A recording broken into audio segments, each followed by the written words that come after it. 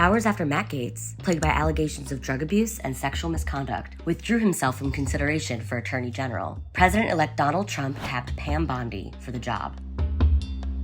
Bondi likely has an easier path to confirmation than Gaetz did. But what's her background? She was a prosecutor in Florida's Hillsborough County Attorney's Office for more than 18 years, before making history as the state's first female Attorney General from 2011 to 2019. As Attorney General, she initiated Florida's lawsuit against opioid manufacturers and also focused on the issue of human trafficking. Today, she's a partner at Ballard Partners, a lobbying firm run by Susie Wiles, Trump's incoming chief of staff, and founded by Brian Ballard, a top Trump fundraiser.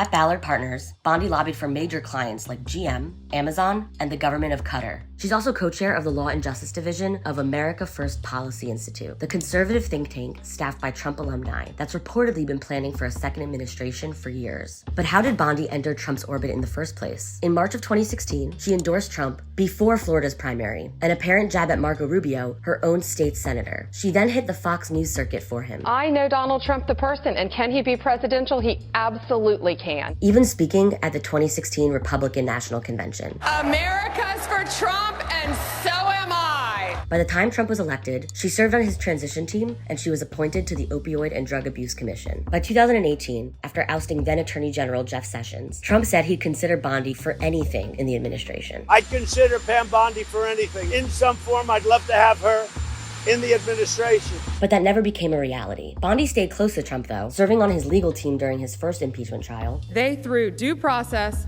fundamental fairness, and our Constitution out the window. And then defending his false claims of election fraud in 2020. Their votes don't count by these fake ballots that are coming in late. Pam, did you just say fake ballots? She then repeatedly defended him against mounting legal woes. The Department of Justice, the prosecutors will be prosecuted, the bad ones. And even showing up to support Trump at his criminal hush money trial. This case should have never, ever been brought. Bondi herself has dealt with her own share of controversy. Reports broke in 2016 that Bondi's office decided not to pursue fraud charges against the now defunct Trump University after Trump donated $25,000 to her re-election campaign. Trump ended up paying a $2,500 fine for violating tax laws over the donation. And in 2013, Bondi faced backlash for persuading then Florida Governor Rick Scott to delay an execution that conflicted with a re-election fundraiser. So what can we expect from Pam Bondi as Attorney General? We know she's a staunch Trump loyalist, but it's unclear where she stands on his wish to upend the prosecution of January 6th Capitol rioters. Beyond that, we also know she has a history of opposing the Affordable Care Act and same-sex marriage as Florida's Attorney General. And while it's hard to say what Bondi's tenure would look like definitively, we know Trump expects her to help carry out his conservative agenda from immigration policy to political retribution.